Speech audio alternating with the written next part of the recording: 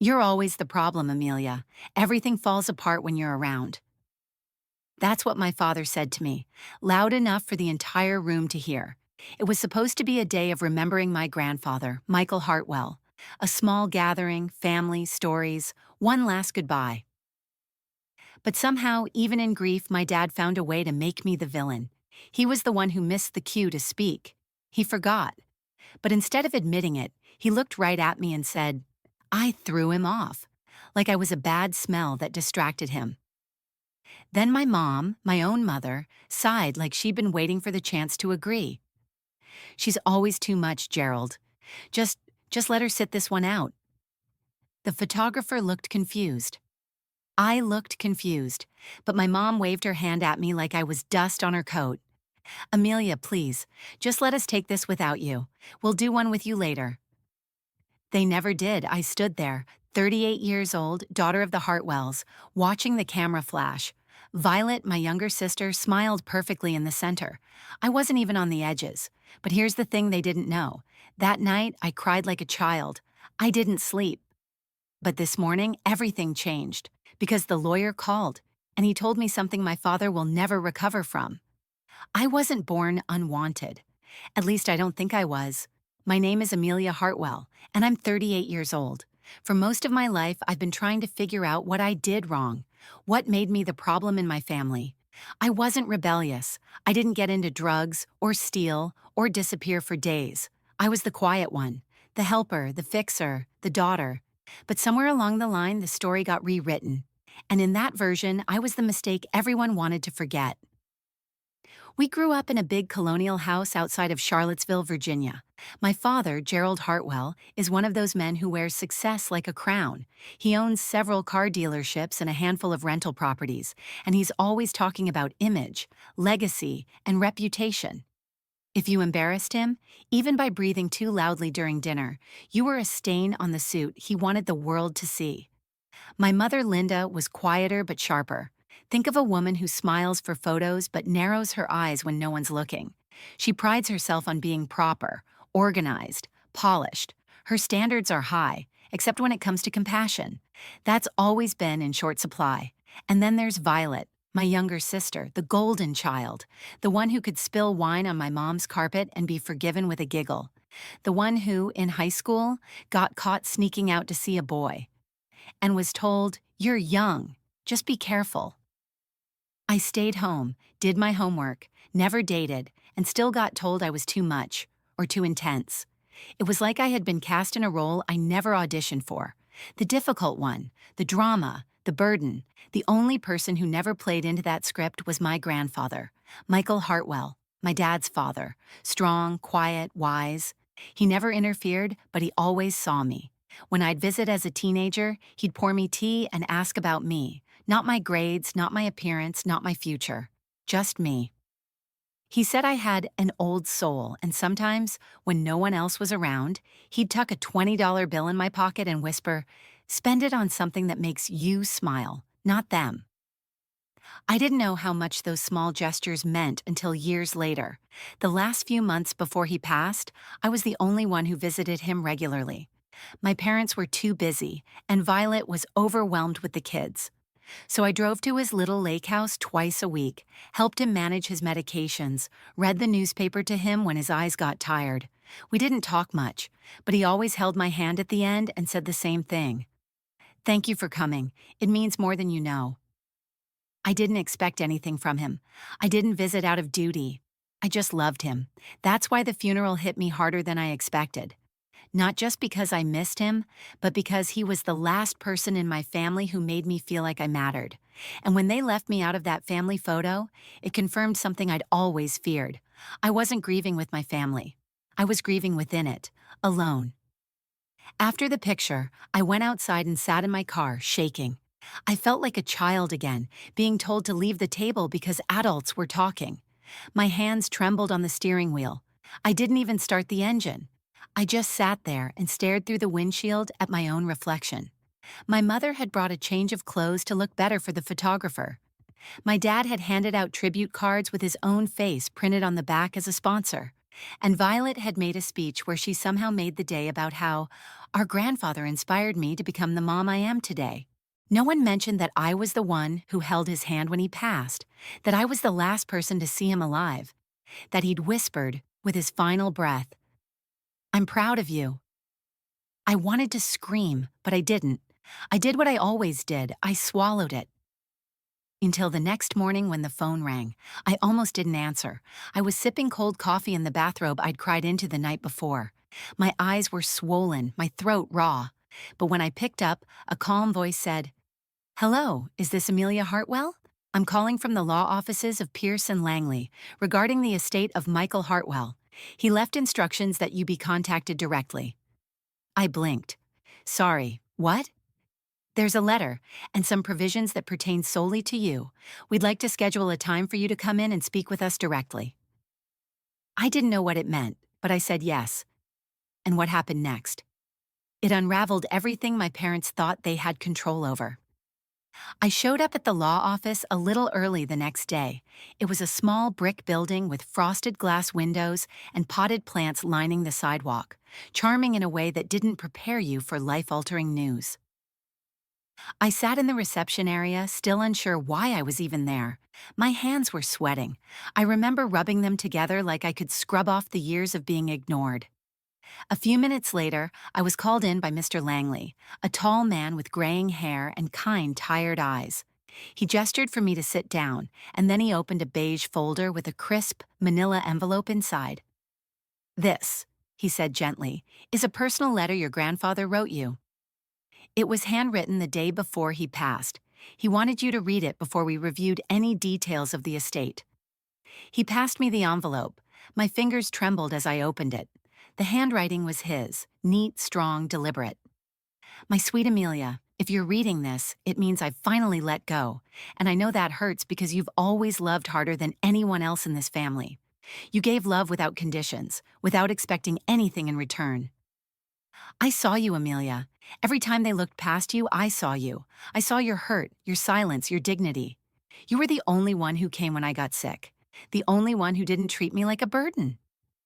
You don't know how many times I wanted to say something when your father embarrassed you, when your mother pushed you out of photos and your sister stayed quiet. I was a coward, but I won't be one in death. So here is what I leave you, not just my house, but everything I've worked for, because you were the only one who made me feel like more than an inheritance. You gave me love. Now I give you legacy. Live free, Amelia. It's your turn now. Grandpa." I couldn't breathe. I had to hold onto the chair just to keep myself grounded. Mr. Langley waited patiently, letting me process the weight of what I'd just read. "I don't understand," I whispered. He left me something?" He nodded slowly. "He left you everything. The lake house, 2 rental properties, a retirement fund, stocks, all of it. There's also a trust. He left specific instructions that your parents and sister were not to be included in the will, not 1 cent. I froze. They're going to explode. Mr. Langley gave a polite, knowing smile. He anticipated that. I looked back down at the letter. My hands were shaking, but my heart had stopped trying to defend itself. For the first time in decades, someone had spoken up for me. It wasn't just money, it was proof. I wasn't invisible. I wasn't crazy. I wasn't always the problem.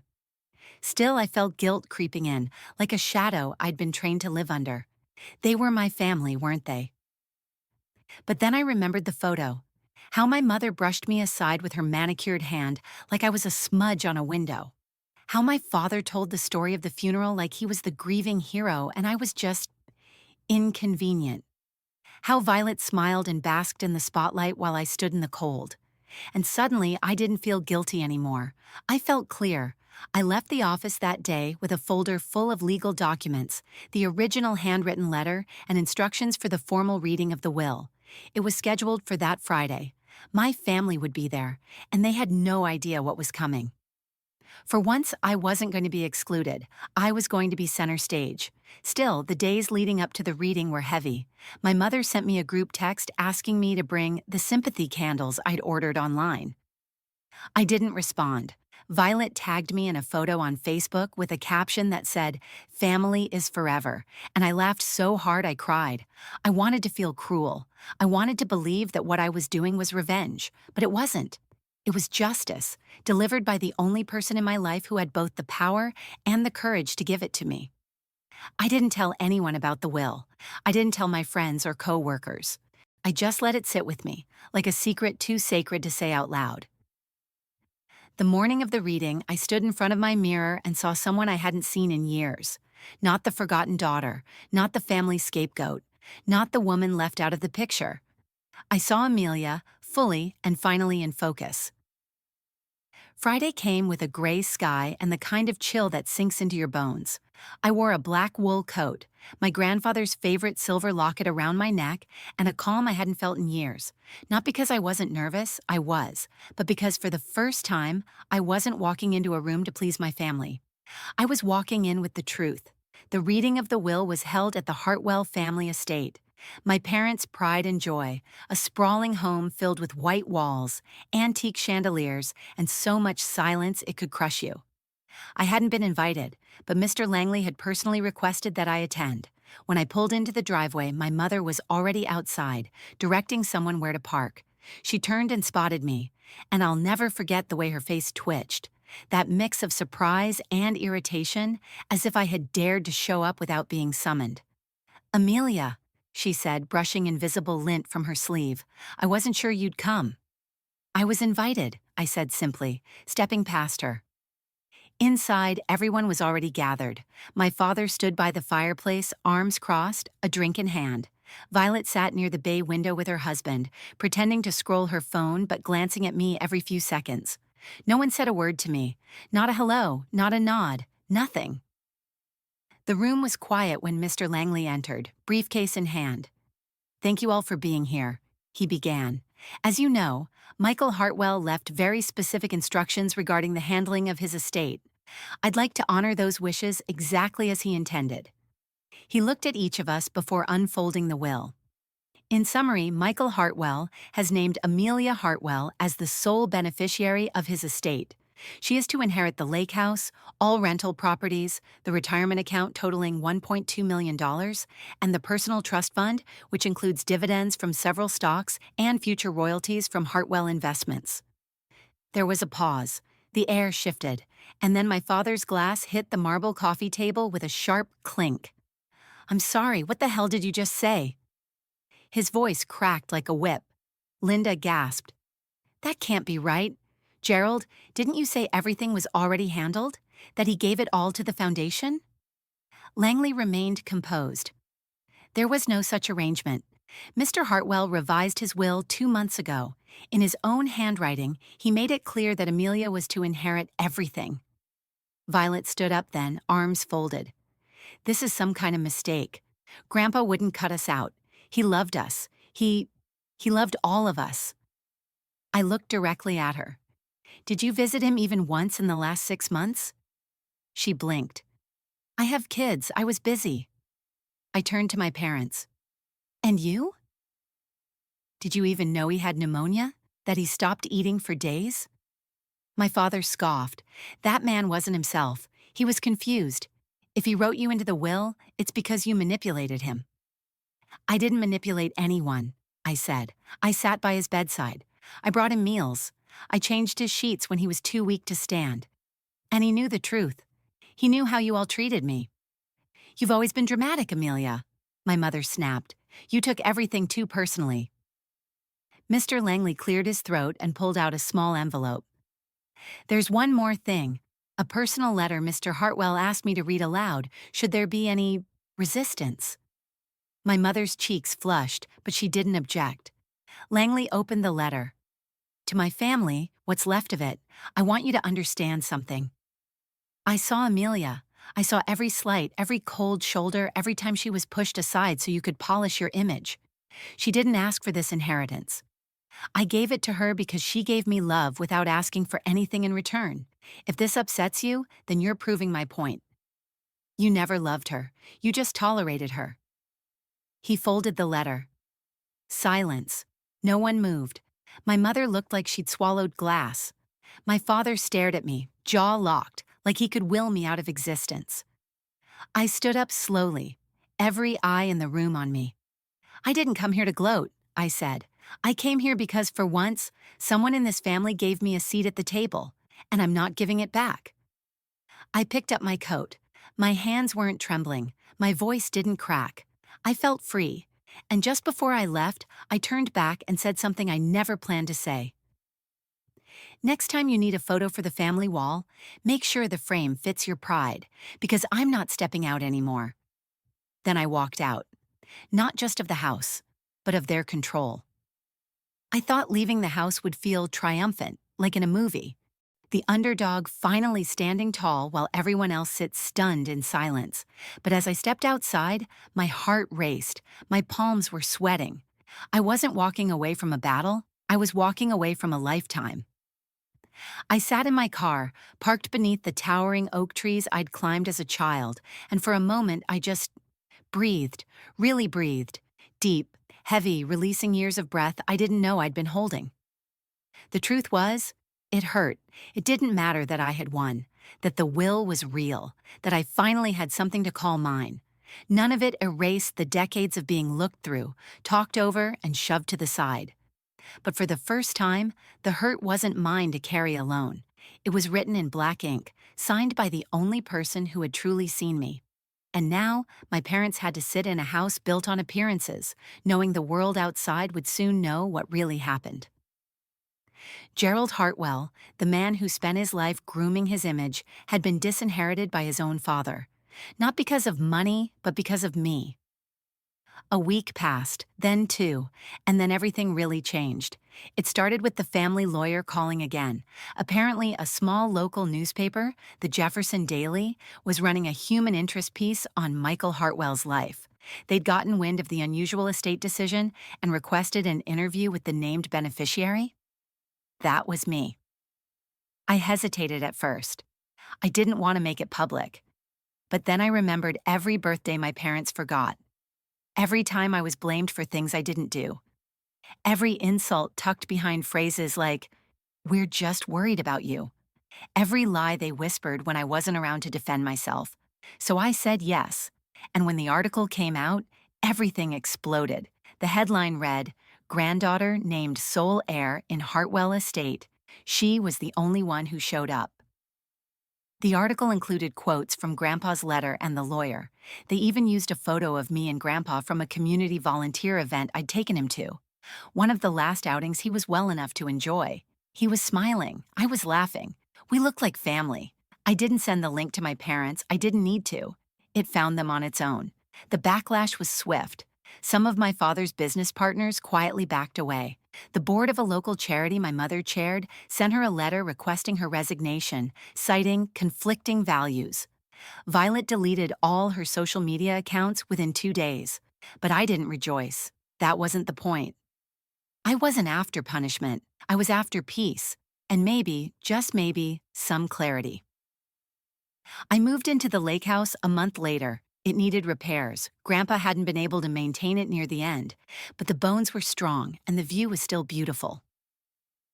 I spent the mornings on the back porch with tea, watching the water ripple as the sun came up. I planted a garden. I started baking again. I framed the letter he wrote me and placed it in the hallway. And for the first time in my life, I felt home. Not tolerated, not temporarily welcome. Home. One afternoon, about 6 weeks after the will reading, I heard a car pull up. I looked out the window and my heart nearly stopped. It was my mother.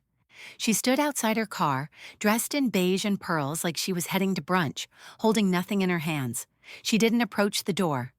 She just stood there, staring at the house like it was some strange relic. I stepped onto the porch. She looked up. Our eyes met. I waited for her to say something, to apologize, to explain, but all she said was, "Your sister says you're planning to sell the downtown property. That one was supposed to be Violet's." I stared at her, stunned. "No, how are you? No, I was wrong. No, I miss you." Just another reminder of what she valued most, what she felt entitled to. "I'm not selling anything," I said. "I'm restoring it." She nodded, then looked down at her shoes. I suppose you'll be keeping the portrait of your grandfather, too. I am. Another long silence, and then, quietly, she said, He never even told us he changed the will. He didn't trust you to understand it, I said. And honestly, I'm not sure I do either, but I'm starting to. She looked up again, and for the first time in years, I saw something flicker in her eyes. Regret, maybe, or loss. But it passed quickly. She turned, stepped into her car, and drove away. I stood there a long while, watching the dust settle on the road. No fireworks, no redemption arc. Just distance. But this time, the distance was mine to keep. It's strange what peace actually looks like. It doesn't come with an announcement or fanfare. It doesn't scream, "You've won." It just settles around you, quiet and still, like morning mist over a lake. That's what life became after my mother drove away that day. Quiet, but not lonely. I didn't hear from her again, not my father either. Violet sent one text a few weeks later. Just so you know, Mom's not doing well. I hope you're happy. I never replied, because here's what they never understood. I never wanted revenge. I didn't want their pain. I just wanted space to heal mine. I wanted to stop being the thing they blamed when their lives felt small or messy or disappointing. I wanted the noise to stop, the judgments, the accusations, the long cold stares during holidays when I was too quiet or too emotional. And now, the silence is mine. For the first time, I choose who gets a seat in my life. I opened up the lake house just like Grandpa wanted, restored the hardwood floors myself, painted the shutters soft green, like the color of the sweater he always wore in winter. I kept his books, his records, his favorite mug chipped and stained from years of coffee and stories. But more than that, I kept his belief in me, because that's what this was really about. I didn't inherit money. I inherited a message. You are not invisible. You were never the problem. A few months later, I started a nonprofit using a portion of the trust. It's small, still growing, but it's called the Hartwell Way. We offer legal and emotional support for adults estranged from their families, people blamed for things they didn't do, labeled as difficult, ungrateful, and overreacting. People like me. You'd be surprised how many people show up with the same look in their eyes. Tired, guarded, hopeful. One woman said to me, "You don't even know me, but I feel like you see me." And I smiled, because I do, because I was her, because someone once saw me too. I speak at small community events now. Sometimes I share Grandpa's letter. Sometimes I just share my story. It's not about shame or exposure, it's about honesty and healing and reclaiming the words they tried to weaponize. Too emotional, too dramatic, too much. Number I wasn't too anything. I was enough, just not for people who couldn't meet me in the same truth. The downtown property my mother thought belonged to Violet? It's now a drop-in center. We converted the front lobby into a warm cafe-style space with a small library, therapy rooms, and a community board. We put up a photo of Grandpa near the entrance. He's holding a fishing rod and smiling like he always did when the world faded away. Every now and then, I think about that photo they took without me, the one my mother insisted I step out of. I wonder if it's still hanging in their house. I wonder if they look at it and see what's missing, or if they even notice, but it doesn't matter anymore. I have my own photos now. In one of them, I'm standing on the dock behind the lake house, holding a mug of coffee. The sun is rising, my face is soft, calm, my shoulders aren't tense. There's a peace in my eyes I never thought I'd find. A friend snapped the photo without me knowing. When she showed it to me, I cried. Not because I looked beautiful, but because I looked like someone I hadn't seen in a long time. Me, no edits, no filters, no masks, just Amelia, the one who loved even when it hurt, the one who stayed when they all walked away, the one who didn't need to be in the picture to be part of the story. But now finally is. Final reflection. If you're watching this and wondering what your role is in your family, if you've been told you're the problem, the black sheep, the disappointment, I want you to hear this. You don't need to prove your worth to people who refuse to see it. You don't need to shrink to fit into their frame. Sometimes the most powerful thing you can do is walk out of their picture and build your own. And when you do, Make it a masterpiece, because you deserve to be seen. And like my grandfather wrote to me, live free, it's your turn now.